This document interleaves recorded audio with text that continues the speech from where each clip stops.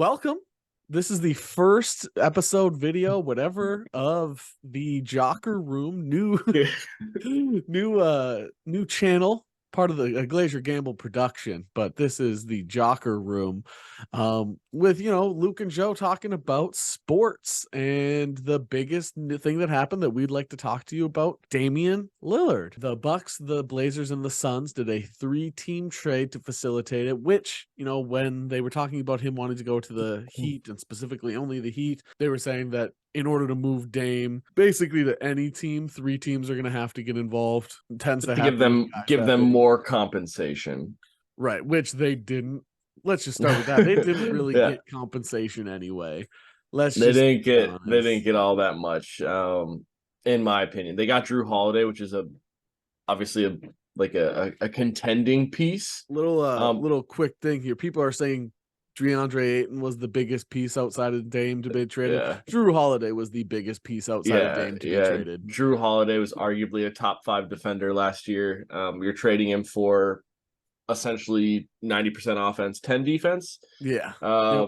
And so, which can work. Like, you can just blow teams out, but at the end of the day, like, Drew Holiday was a top 5, arguably top 2 while perimeter, still being able to score. Right, perimeter ISO defender. So like, you don't have that. And I was kind of, the first thing I thought of with Drew was like, he's going to go to the teams that wanted Dame first. They're going to try to move Drew Holiday because I don't think he necessarily fits what the Blazers rebuild process, and you can get good assets for him too. So Miami and Boston makes sense to me. And then like, Boston lost Marcus Smart, so getting a perimeter ISO defender like that would be perfect for Boston as well. So I don't know. I just think they're going to move from Drew to one of these contending teams. The Damian Lillard trade's not done yet, I guess, because like their full compensation isn't recorded. Drew's for sure going to get moved. The rumors is already that Miami is looking to get him. Right. Same thing with Damian Lillard. That is same thing that is true with Miami not being able to trade for Damian Lillard is true for them not being able to trade for Drew Holiday. What is Miami going to be able to give Portland to try to get Drew Holiday? Right. Right. The reason you're so willing to jump off these guys is because they're not very good. Right. Like, we're willing to move off of all the Max Strus. We're willing to move off Jovic. It's Jamie really hard Jaquez, to lose those guys. Clearly it's not when they're the same ones being thrown in every trade idea. Right. Clearly you're fine getting rid of them. There's a reason you're okay getting rid of them. And it's the same reason why those teams don't want to give up. Even if Drew Holiday doesn't fit, Drew Holiday is better for the Blazers than trying to take just picks and anything the Heat are willing to give them. Unless you're giving up something like a Bam, what are the Blazers getting in return outside like, they have we'll be good in 10 years when we're trying to build around, saying we're building around Infernae and Ayton and Shaedon Sharp and Scoot and stuff like that. So like, they've got a logjam at guard anyway. The Blazers do. Is there there's room for Drew, obviously, but then you're saying Anferny's going to the bench. You're paying him $30 million. Like, I don't know. That just doesn't make sense for me. I think Drew will move. He has to be thrown in as an idea for a trade, which doesn't make sense either. Right. So Drew and Anfernae for some like that, then you'd have to get a third team or a team that needs guards desperately, like the Heat. Right. So I don't know. I think Drew's on the move. I think what's underrated is the Suns, in my opinion, wanted to get off of Ayton's contract because Ayton is not a playoff performer. Sure. And that's where they struggle. They're a great regular season team. They win 62 games a year. They're a good regular season team, but then when they get to the playoffs, everyone but like Booker and KD were doing stuff. Booker tends to run into the same issues that a lot of other stars of today run into in the playoffs, where people watch them in the regular season, they see them explode, talk about them as if they're one of the best players in the league. Then they get to the playoffs where play tends to slow down and get more physical, and all of a sudden they're not the same player anymore. Right. Harden was another, Houston Harden and Chris Paul. Chris Paul's entire career. Houston Harden was different because he couldn't score 60-point triple doubles every game. You know what I mean? So why Embiid can't seem to push past a certain level of it's kind of hard when you're not shooting 35 free throws. Yeah, exactly. And I think just because we're Minnesota, Anthony Edwards, for instance, is a playoff riser. Like he's sixth all time in playoff scoring. Right. And then we have the other end with Gobert and Cat. Our two bigs are playoff fault dippers. Right. I mean, they did like there's the inverse where like they played the best versus Denver of any other team. So but obviously like Nikola Jokic was MVP last year, right? So for sure. Three in a row. It's one of the few players ever to win 3 MVPs in a row. They got robbed there. But back to Dame. Let me give the full compensation here. So Bucks received Damian Lillard. The Blazers received Drew Holiday, DeAndre Ayton, Toumani Camara. I don't know who that is. 2029 first round pick and 2 pick swaps. Those were all from Milwaukee. Yeah.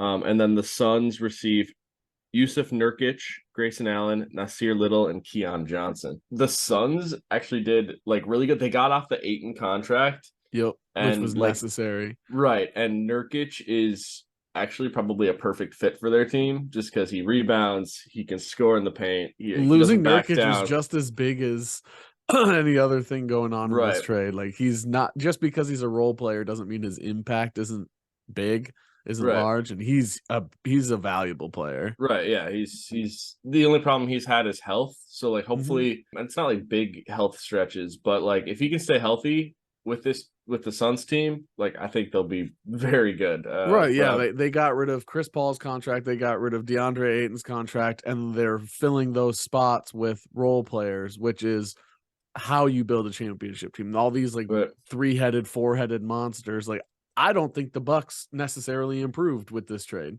Right. Nor do I think that this is going to guarantee them to even make a deep playoff run. They're doing they're trying to copy what they think makes a championship team, which is, well, you've got to build a big 3 or a big 4. When you build the big 2 if you can, and then you have the best role players possible. Right. Kind of like we've talked about this before with coaching staffs in the NFL. Just because you have like a really good head coach doesn't always mean anything, because their assistants keep getting taken, because those high quality assistants run so much deeper into the team than you really think. Like that's the guy given one-on-one with your players. So it's those role coaches mean so much, such an impact. With KD and Booker and a bunch of role players, I love that so much more than KD, Booker, Harden, KD, Booker, Chris Paul, KD, Booker, Ayton. Right. All of that sounds so much like KD, Booker, Nurkic. Like you get that sounds better to me, because Nurkic is just going to play defense and passing the ball, rebounding, which allows KD to do less rebounding, which we've shown stats wise since his Achilles injury, all of the stats that point towards aggressiveness, lane driving, rebound, all of those have tanked for KD. Right. He's like a jump shooter. He's a jump shooter now. So Nurkic can take away having to have KD do the things he no longer wants to do. Booker, obviously, he's going to score at all levels. He's just going to score at all levels, but he's not going to be physical with anybody. So Nurkic does that as well. I think the Suns did really well this trade. I think the Bucks are the biggest losers of the trade. Yeah. Yeah. They got Dame Lillard. Yeah. I think the Blazers could have received more. Oh, absolutely. Just the kind of player Damian Lillard is. And I think the Bucks want to just do something new, even though I don't necessarily think that. Obviously, they won a champion with that same kind of core roster. And so I'm curious to see how their defensive things hold up, because they had someone at the start, which was like Drew Holiday at the point of attack. Then they had someone who was elite rim defender in Brook Lopez and Giannis. You have Lopez and Giannis, so you can stop most bigs. Right. So from a defensive standpoint, they don't have that front anymore. And so I'm curious to see how that works. Chris Middleton's not healthy enough or youthful enough anymore to stick with some of these wings. Right. Like you're telling me they go against the Celtics, it's Chris Middleton and Dame Lillard guarding Jaylen Brown and Drew Holiday Tatum. And Jason Tatum. Yeah. I think Boston would be a perfect fit for them just because they lost. Could you Marcus imagine Smart him instead of Marcus Smart? Yeah. Where now you actually have a guy who's a better defender than Marcus Smart, still a locker room leader, can run now the you point. Have a scorer. Yeah. The Celtics would actually be scary. Same at with that Miami, point. though. Like those two teams that were really in on Dame, both of them, if they got Drew Holiday, they would be really good without losing, obviously, like Jimmy and Bam and stuff like that. But Right. like, At least the Celtics have stuff they can move. The yeah, Heat have no desirable yeah. Do people want anyone. Hero? Like Hero No. doesn't fit with the Blazers. Like he doesn't fit with the Blazers. So I don't know. Like I don't think they would have to trade like Jovic and Jamie Jaquez Jr. and like all these like young players they drafted that they could use in the future. Like Yeah. Jimmy's older, like Jimmy's 33, 34, like not going to be there forever. You know what I mean? Right. So yeah, and Lowry obviously is not great, but we've known that for a while. We've known that since his like Toronto days. We saw his decline and we're like, it's happening. Like Yeah. he's just a corner 3-point shooter now. Like His last couple good years were with DeRozan, young Siakam, yeah, Kawhi. Like that was Lowry's peak, but it was right, also the best team he's ever had around him. right. Which Yeah, I like Kyle Lowry. yeah, That was when he was best. sure. When you look at the Blazers, they should have gotten more, probably could have gotten more, but all these teams are doing such massive deals now. The few like elite, really good teams are running out of assets to trade. So either Unless don't you're trade OKC. them, right? Unless you're OKC. And they're not even like one of those elite teams. They're Right. just building a team the They have proper a ton of way. they have a ton of assets. Like Right. they can make a And splash hitting on and picks. right. Yeah. Josh Giddey should have been picked a little earlier, but Giddy. he fell to them. Chet is TBD. Jalen Williams is really good. Yeah. So I think Chet's going to be good. It's all health. yeah. It's the same issue that they talked about when he was coming out into the league is his that height, that frame, unless he gains some muscle mass, which he's apparently gained like 20 pounds of muscle. Yeah, he looks bigger playing with Team USA or versus like the scrimmage team for Team USA. He looks bigger. So as long as he stays healthy, I think his floor is very high. Sure. So even if he never reaches that potential, his floor is still, this is probably going to sound ridiculous to people, but to my opinion, his floor is like Brandon Ingram. Sure. So I really don't see him not doing well. So I think OKC is doing what all these other teams should be trying to do, which is, pay your scouting department and actually do a good job evaluating talent instead of let's take that 30-year-old, give this team our entire future for one championship. Yeah. And it just doesn't make any sense to me. The dynasties in this league, there's one, which is the Warriors. Right. And all of their talent, basically, all their starting 30, talent, 35, 33, like they're up there too. So but they're up there. I think Dame's going to have crazy stats. He's going to score so many points because the lane's always going to be clogged. Giannis is going to be there. Giannis is going to be able to be facilitating. He's going to draw so much attention. Chris Middleton is the biggest question mark on the entire if he's starting. That's exactly right. If he's healthy, the Bucks are very, very, very scary and probably like the favorites if they're healthy. If Chris Middleton is healthy. Well, yeah, Denver. I mean, but like in the East. In the East, yeah. Right. If Middleton can stay healthy, if you could tell me right now, Chris Middleton will be healthy the entire year, I'd be like, okay, the Bucks are gonna be first because Damian is usually healthy, 60 plus games. Giannis usually healthy, 60 plus games. Brooke Lopez usually healthy, 60 plus games. So you're telling me that they're gonna have their starting like their 4 best players healthy the entire season, 75, 80, 90% of the season. Right. I would be like, yeah, the Bucks will be. Which a lot of teams are that way. If you tell me their entire starting roster is going to be healthy, they're going to be insane. Like, right. Even the Timberwolves may be a joke to most people, but if they were healthy, if we had Jaden and Nas, that Denver series is a lot closer than. Yeah, we still probably lose it, but it's probably not over in 5 or 4 or whatever. But yeah. if you have, even with D'Lo, when D'Lo was on the Wolves, if he's healthy, the games are all different. Right. But the Nets, Kyrie, Harden, and KD played like 6 games together. Yeah. Imagine if they were healthy the whole time. There's so many teams where if they're healthy, it just doesn't happen. So even if Chris Middleton is healthy, he's not going to be the level of health required for them to reach this peak. This image that everybody has in their head of what the Bucks are going to be is not what they're going to be, just purely from a health standpoint, age standpoint, and now you're trying to redo an entire locker room.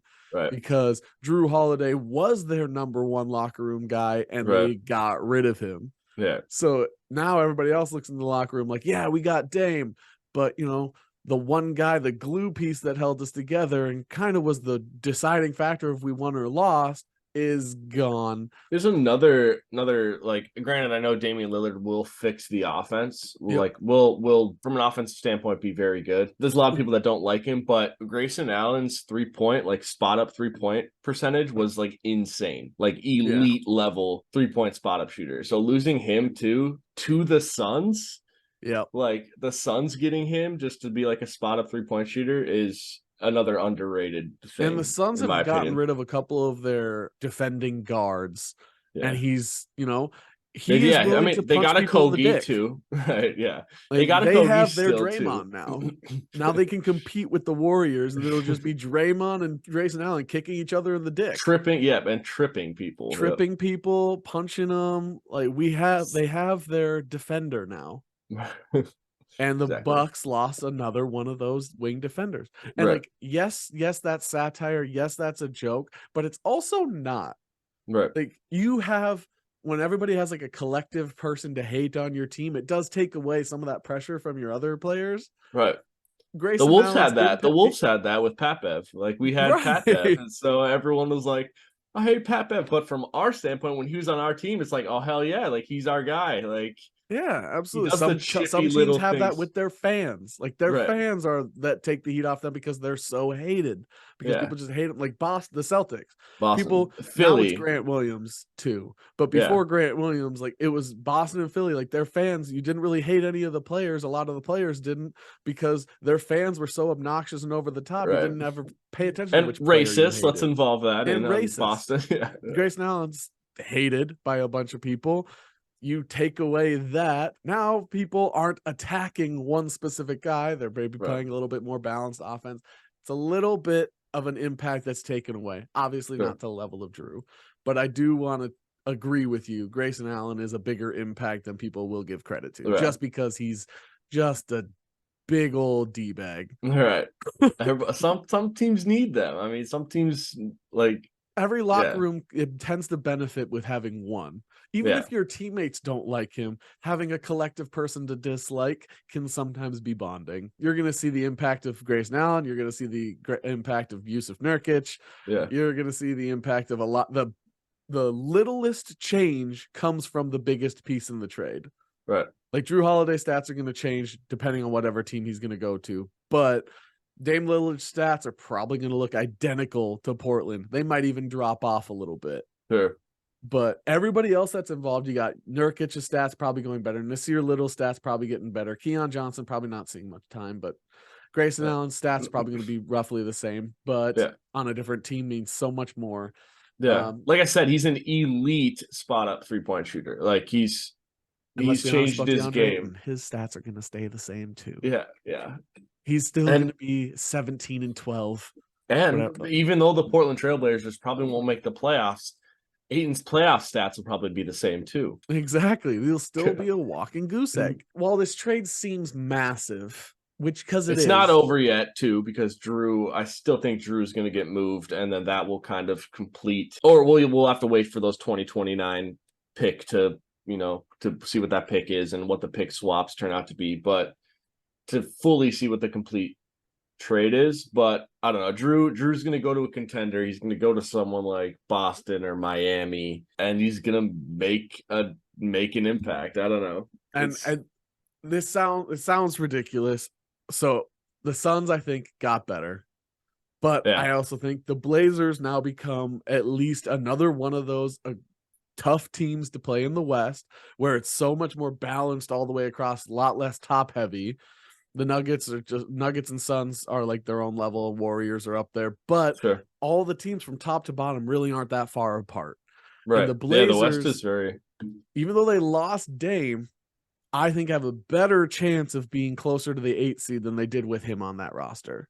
Sure. Yeah, they have that logjam at guard, but now that they can at least see what they have with those guards, because they're not giving everything to Dame. Right. And Dame's defense was so lackluster. Now they have some defenders in there. You got guys that are trying to prove themselves, so they're going to try harder. It's just, Portland seems scarier now without Dame to me. The Bucks seem scary, but it's so contingent on their health that they're Yeah, not really that scary to me. And sure. then the Suns in this trade seem like they just blew everybody out of the water and have now built like this well-rounded, developed team Yeah, that's going to they got be rid of their like, bad contracts for like nothing. they look Like, like they can beat the Nuggets now. yeah, Yes, Jokic is still going to drop 40, but couple teams proved that the way to beat the Nuggets last year is you stop everybody else and you make Jokic do score. everything. Yeah, well, yeah, you make Jokic the scorer. That's like he wants to be a facilitator. Yeah, that's how the Wolves did so well versus him. Like Nickeil Alexander-Walker played very, very good defense on Jamal Murray to the point where like Jamal Murray was frustrated. But we made Jokic the scorer, and in the one game that the Wolves won in the playoffs, Jokic had like 48 points, but we won. So like I would rather have Jokic have 48 points, 10 rebounds, and 5 assists than have 30 points, 10 rebounds, and 10 assists. So now you I have guess tough Nurkic up against like who's absorbing the body played blows with from him Jokic. way back in the day too. Like Right. So he knows like just let him score. You got to play him physical. It's going to be tough, but he's probably going to score a bunch on you, but he's still going to absorb those hits as opposed to Ayton, who's going to let him roll over the top of him and beat the shit out of him. Yeah. I don't think Ayton can perimeter defend him. I don't think he can paint defend him. And even though Nurkic is not as athletic as he's Ayton, big. he at least big, has the strong effort level and strength to go up against it, as opposed to Ayton that just there's very few centers that can like deal with Jokic, and there's not even like dealing with Jokic because Jokic is just that impactful of a player. But like, there's very few people that are big enough and strong enough to like push him a little bit. Yeah, he's Pekovic with a all lot of more those skill. Players are in the West. Like most of those players are in the West. So right, you have Giannis on the East, yeah, and even Embiid showed he can't really go up against him, right. even though he's strong. He's Embiid Jokic is is very huge. similar to Cat in the sense that he seems to play differently depending on his matchup in terms of effort level. Right. Like you can tell when he doesn't like somebody because it's all of a sudden he's trying hard. Right. Yeah, I think Cat does that. Cat does that versus the Sixers. That's a good example. Cat and Embiid always try harder against each other. Yeah, Anthony Davis and Cat is another one that were there kind of fighting Kevin each other. Love but and like Cat when they first started, like that effort level also versus like Denver too. Like Cat has very underrated in regards to like when he first came into the league, his defense was seen as not great. Yeah. But now, like for all the people that don't know, his defense is like above average level. So like, but the stigma of him being a bad defender has carried with him the entire since like he came in. So that's like we have Minnesota sports. We have at least one player on the team that what is spoken about them is not true at all. Right. And until they until they win a championship, that stigma will always be there. Kirk Cousins, Anthony Towns. Yeah. It doesn't matter how well they could play perfect, and people are still going to say the same BS that they say about them all the time. Right. So without a championship, people will say Cat's a bad defender. Cat doesn't try hard. Even if they make it to the championship and lose, make it to the Super Bowl and lose, people will say Kirk Cousins up. You knew they weren't going to win it because it's a primetime game. Even though he made it to the Super Bowl, so he won a bunch of other primetime games. Right. He still can't win them. Right. It's just you have a bunch of idiots. Yeah, the fact that you could say that right now, if Cat were to finish his career as a Minnesota Timberwolf, he would arguably be the second best Timberwolf of all time. Anthony Edwards, obviously, from a statistical standpoint, could pass that. Yep. But right now, Cat is the second best Timberwolf of all time. And you could say the same thing about the Vikings and Kirk Cousins. If Kirk Cousins were to finish his career as a Viking, statistically, he'd be the best Vikings quarterback of all time. And fans will still say that Kirk Cousins is not good. So, I don't know. There's always a player on there. Yeah, and obviously people are gonna argue about that sort of thing. Like if Fran Tarkenton was in this league now, he would have better stats than Kirk. Which honestly, I think Fran is the best starting quarterback the Vikings have ever had. Sure. That's why obviously Kirk's gonna blow everybody out of the water. He's He's had insane stats his whole career. Right. And Cat, it's stats wise, yes, but I'd probably put him somewhere around like 6th best Timberwolf of all time if he were to stop now. Maybe 6th or 7th, somewhere in there. I just think there's a couple guys, their stats might not be as good, but they were better players than he was. Than he is. Like Kevin Love in his prime is better than Cat.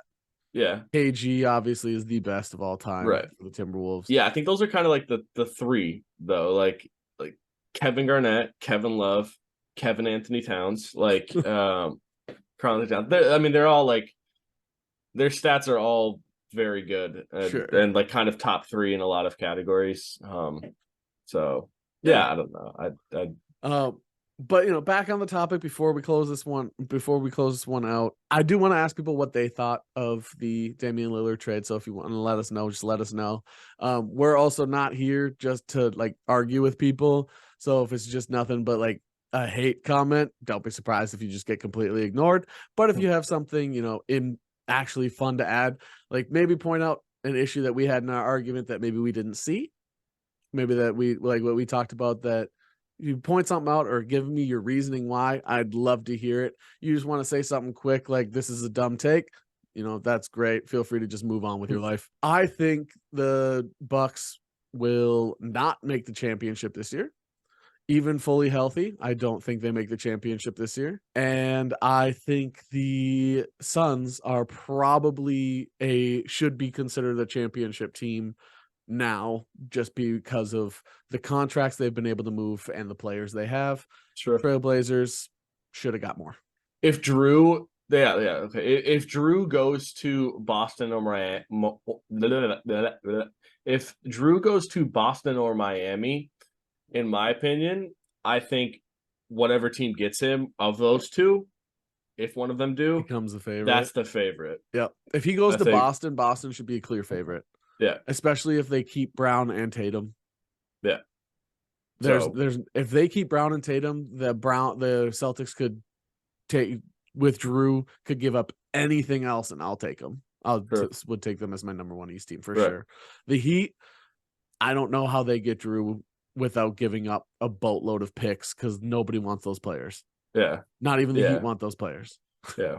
I know I'm repeating myself, but not even the Heat want those players. Sure. Yeah.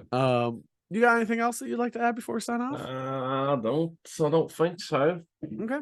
Well, everybody, welcome to the new channel. Another channel that we have toss on here. We'll probably do a little bit of rebranding on the Marvel one as well, just to on our right now it's under the name Glaziar Gambol, so make sure you check that out. We're on Twitter, we're on YouTube, all the stuff, Spotify. There it is. Make sure you say name, because I want to make a new one of these, Jocker Room. And otherwise, like, subscribe. Jocker Room is starting out now. It's a Room Jocker on Twitter. Jocker Room was taken, so Room Jocker on Twitter. And everything else is just Jocker Room, playing Jocker Room on YouTube. So check us out, and welcome. This will be the sports channel. Want to let you all know you look great today. PG. GG.